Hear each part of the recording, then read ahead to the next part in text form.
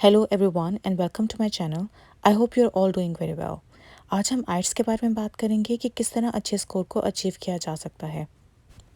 आइट्स को लेकर हम में से बहुत सारे लोग परेशान रहते हैं कि किस तरह से अच्छा बैंड लाया जा सके ताकि आपकी वीज़ा एप्लीकेशन, आपके एडमिशन या फिर फॉरेन स्टडीज़ में कोई रुकावट ना आए। अगर आप इस वीडियो को एंड तक देखेंगे और दी गई सजेशंस को प्रॉपर्ली फॉलो करेंगे तो आप यकीनन 7.5, 7 या एटलीस्ट 6 बैंड अचीव कर सकते हैं। सबसे पहले बात करते हैं आइट्स होता क्या है। It's international English language testing system. यहाँ पर आपकी इंटेलिजेंस, आपके एनालिटिकल स्किल्स, मॉरल वैल्यूज़ या फिर एथिकल वैल्यूज़ को जज नहीं किया जाता। यहाँ पर सिर्फ और सिर्फ आपकी इंग्लिश को जज किया जाता है। और दूसरी चीज़ जो बहुत इंपॉर्टेंट है वो है you have to stay positive. आपको ये नहीं सोचना कि आपका एग्ज़ाम एक बार में क्लियर नहीं होगा। बहुत सारे लोग हैं जिनका फर्स्ट अटैम्प्ट में एग्ज़ाम क्लियर हो जाता है। पर्सनली मैंने भी आइट्स फर्स्ट अटैम्प्ट में क्लियर किया था। सबसे पहले बात करते हैं लिसनिंग मॉड्यूल के बारे में। ये सबसे ज़्यादा इजी और सबसे ज़्यादा स्कोरिंग मॉड्यूल है। बहुत सारे लोग इसमें सबसे ज़्यादा मार्क्स गेन करते हैं। इसके लिए सबसे पहले आप 3 से 4 मॉक टेस्ट दीजिए एक प्रॉपर एग्ज़ाम माहौल बना के, और देखिए अगर चारों के चारों टेस्ट के अंदर 35 या इसके ऊपर मार्क्स आते हैं तो इसका मतलब यह है कि आपको लिसनिंग की इतनी ज़्यादा प्रिपरेशन करने की ज़रूरत नहीं है। इस केस में आप 1-2 दिन पहले मॉक टेस्ट देकर एग्ज़ाम में अपेयर हो सकते हैं। लेकिन अगर आपके टेस्ट के अंदर मार्क्स 25 से कम आए, 21, 22, 23 एंड 24, तो उस केस में आपने सेक्शन 3 एंड सेक्शन 4 को टेम्परेरीली भूल जाना है। आपको सेक्शन 1 एंड सेक्शन 2 की प्रॉपर प्रिपरेशन करनी है। जब तक आपके सेक्शन 1 एंड सेक्शन 2 में 22 में से 22 मार्क्स कंटिन्यूसली आना शुरू नहीं हो जाते, तब तक आपको उसकी प्रैक्टिस करते रहना है। इससे क्या होगा कि आपके 21 से 22 मार्क्स सेक्शन 1 और 2 से मिल जाएंगे और बाकी के मार्क्स आपको सेक्शन 3 एंड सेक्शन 4 को मिलाकर लाने पड़ेंगे। अब इस केस में अगर सेक्शन 2 और सेक्शन 3 में 2-3 गलत हो भी जाएंगे तब भी आपको कोई टेंशन की ज़रूरत नहीं है, क्योंकि आपके marks would be good. In some cases कुछ लोगों से एमसीक्यू सॉल्व नहीं होती या फिर मैचिंग नहीं होती। इस केस में आपने उन स्पेसिफिक टाइप के क्वेश्चंस को ही प्रैक्टिस करना है। ऑनलाइन आपको बहुत सारी ऐसी असाइनमेंट्स मिल जाएंगी जो कि इन स्पेशल टाइप के क्वेश्चंस को ही डील करती हैं। और यूट्यूब पे आपको बहुत सारी इस किस्म की वीडियोस मिल जाएंगी। किसी भी स्पेसिफिक किस्म के क्वेश्चन को डील करने के लिए कोई स्पेशल टेक्निक नहीं होती है। हर किसी के सोचने समझने की सहायता डिफरेंट होती है। उसके अकॉर्डिंगली आप अपनी प्रैक्टिस कीजिए। आप जितनी प्रैक्टिस करेंगे उसके अकॉर्डिंगली आप एक टेक्निक डेवलप कर लोगे, जिससे आपको ये पता चलेगा कि आप इस किस्म का क्वेश्चन को इस तरह से सॉल्व कर सकते हैं। यहाँ पे मैं एक बहुत इंपॉर्टेंट चीज़ मेंशन करना चाहती हूँ, क्योंकि आइट्स के लिसनिंग के एग्ज़ाम में हेडफोन्स यूज़ किए जाते हैं, तो एग्ज़ाम की प्रैक्टिस करते हुए इट्स बेटर कि अगर आप हेडफोन्स यूज़ करें। अगर आप इन सजेशंस के अकॉर्डिंग तैयारी करें तो आपके मार्क्स 40 में से 40 भी आ सकते हैं। लिसनिंग को इम्प्रूव करने का एक और तरीका ये है कि आप वेब सीरीज़ या फिर इंग्लिश मूवीज़ को देखें। पहले सबटाइटल्स के साथ देखें तो आपको डिफरेंस पता चल जाएगा यूके एंड अमेरिकन एक्सेंट, और आपको पता होगा कि कौन से वर्ड्स किस तरह इन एक्सेंट में बोले जाते हैं, क्योंकि लिसनिंग के टेस्ट में वो कोई भी एक्सेंट इस्तेमाल कर सकते हैं। As per your practice Aahista Aahista आपके सबटाइटल्स रिमूव हो जाएंगे और आपको बिना सबटाइटल्स के इंग्लिश समझ आनी शुरू हो जाएगी। अब बात करते हैं दूसरे टेस्ट की, जो कि है इसकी प्रैक्टिस का सबसे आसान तरीका ये है कि आप एक पार्टनर ढूंढें जिसमें आपका कोई भी रिलेटिव, कोई भी सिबलिंग, भाई या बहन, उसको आप अपना पार्टनर बनाएं और उसके साथ स्पीकिंग की प्रैक्टिस करें।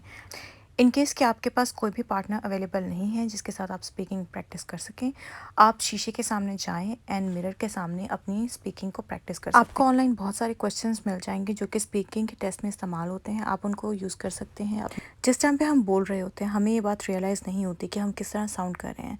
इसके लिए सबसे बेस्ट तरीका ये है कि जब आप बोल रहे हैं उस टाइम पे आप अपनी वॉइस रिकॉर्डिंग कर लें और उस वॉइस रिकॉर्डिंग को बाद में सुनें और फिर अपने वीक पॉइंट्स को नोटिस करके उनको ठीक करें थ्रू योर प्रैक्टिस। स्पीकिंग के टेस्ट में आपने 2 चीज़ों का बहुत ज़्यादा ख्याल रखना है, वो है आपकी vocabulary and grammatical accuracy and range. Vocabulary improvement का मतलब ये है कि जो कॉमनली यूज वर्ड्स हैं उनको हाई लेवल वर्ड्स के साथ चेंज किया जाए। For example you can use appetising instead of using tasty. यहाँ पे एक चीज़ का ख्याल रखना बहुत ज़्यादा ज़रूरी है कि जो वर्ड आप सेंटेंस में यूज़ कर रहे हैं वो उसके नेचुरल फ्लो में जाना चाहिए। ऐसा नहीं लगना चाहिए कि आपने ज़बरदस्ती वो वर्ड उस सेंटेंस के अंदर यूज़ किया है। इन दैट केस आपके मार्क्स कट सकते हैं।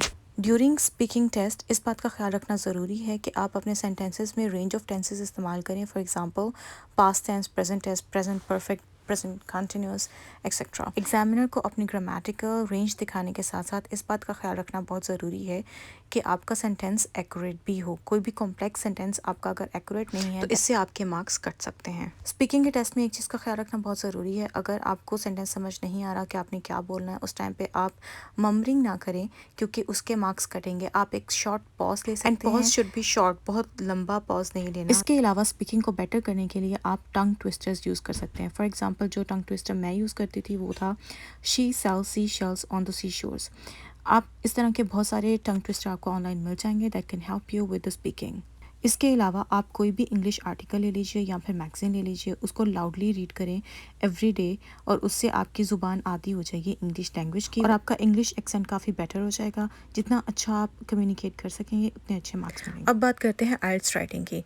ऑनलाइन बहुत ज़्यादा सोर्सेज अवेलेबल हैं जिनको आप रीड कर सकते हैं, पढ़ सकते हैं। उससे क्या होगा कि आप सीखेंगे कि ऐसे के अंदर आपको पैराग्राफ फ्रेमिंग एंड स्ट्रक्चरिंग किस तरह करनी है। ऐसे के अंदर हर एक पैराग्राफ का एक सेंट्रल थीम होता है जिसके अकॉर्डिंग वो पैराग्राफ लिखा जाता है। गिवन टॉपिक के अकॉर्डिंग पैराग्राफ्स को किस तरह एडजस्ट करना है और कैसे पॉइंट्स को लेके जाना है, ये आपको प्रैक्टिस होगी after reading a lot of essays and articles. Writing के एग्जाम में अगेन आपकी vocabulary and grammar plays an important role. Writing exam के लिए time management practice is very important क्योंकि आपको एक एकेडमिक रिपोर्ट लिखनी है और इसके साथ आपको ऐसे लिखना है और बहुत सारे लोग हैं जो कि अपना टाइम मैनेज नहीं कर पाते जिसकी वजह से उनका राइटिंग एग्ज़ाम कंप्लीट नहीं होता। टाइम मैनेजमेंट का एक तरीका ये है कि जैसे ही आपको टॉपिक मिले आप 5 से 6 पॉइंट्स लिख लें, एक स्ट्रक्चर बना लें और फिर उसके अंदर आप उसको फर्दर फिल इन करना शुरू करें। राइटिंग के लिए फीडबैक इज़ वेरी इंपॉर्टेंट। आप अपने लिखे हुए एसेस को अपने टीचर या फिर किसी भी रिलेटिव को चेक करवा सकते हैं जो कि इंग्लिश में बेटर हैं।